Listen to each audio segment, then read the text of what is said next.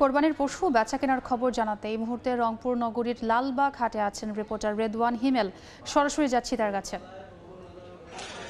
দেখেন, আমরা কয়েকদিন থেকে দেখেছি কোরবানি ঈদকে সামনে রেখে কিন্তু পশুর হাটগুলো একেবারে ক্রেতা বিক্রেতার হাটটাকে একদম সরগরম অবস্থা। যেহেতু কালকে আগামীকাল ঈদুল আজহা অনুষ্ঠিত হবে, সে কারণে আজকে কিন্তু নগরীর যে হাটগুলো রয়েছে স্থায়ী অস্থায়ী মিলে 59টি হাট, সেগুলো কিন্তু একেবারে ক্রেতা বিক্রেতার হাটটাকে জমজমাট অবস্থা। আমি বলি, আমি এই মুহূর্তে আছি রংপুরের যে ঐতিহ্যবাহী লালবাগ হাটে। সেখানে কিন্তু শেষ মুহূর্তে একেবারে গরু ছাগল বিভিন্ন পশুতে কিন্তু একেবারে হাটটি ঠাসা রয়েছে। এখন পর্যন্ত কিন্তু এই হাটে প্রায় 4 থেকে 5 হাজার পশু উঠেছে এবং বেচা বিক্রিও কিন্তু একদম সরগরম অবস্থা।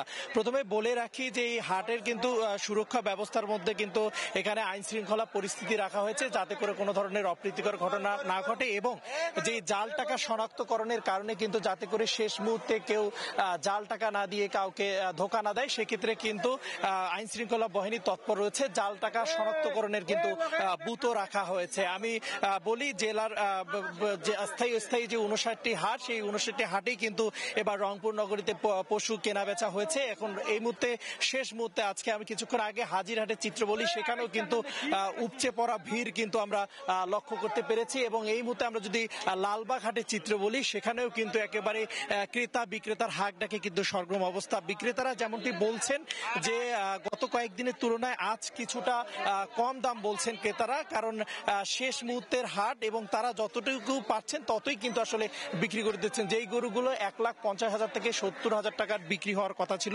সেই গরুগুলো কিন্তু আসলে বিক্রি হচ্ছে 80 থেকে 90,000 টাকা। এক্ষেত্রে কিন্তু যারা বিক্রেতারা রয়েছেন তারা বলছেন যে আসলে এই গরুগুলো লালন পালন করতে কিন্তু তাদেরকে গোখাদ্য অনেক খাওয়াতে হচ্ছে, সেগুলো আসলে কিনতেও কিন্তু তাদের অনেক টাকা ব্যয় কিন্তু তারা বহন করতে হয়েছিল। সেমিত্রে কিন্তু তারা একটু আক্ষেপের কথাই কিন্তু তারা আমাদেরকে জানিয়েছেন। তো সব মিলে যদি বলি, আগামীকাল যেহেতু ঈদুল আজহা, একেবারে রংপুর নগরীর যে পশুর হাট এবং লালবাগ হাট থেকে সবগুলো হাটই কিন্তু একেবারেই জমে উঠেছে। আইন শৃঙ্খলা বাহিনীও কিন্তু তৎপর রয়েছে যাতে কোনো ধরনের হাটগুলোতে অপ্রীতিকর ঘটনা যাতে না ঘটে। তো এই ছিল আমার কাছে থাকা রংপুর নগরীর লালবাগের পশুর হাট থেকে সবশেষ তথ্য।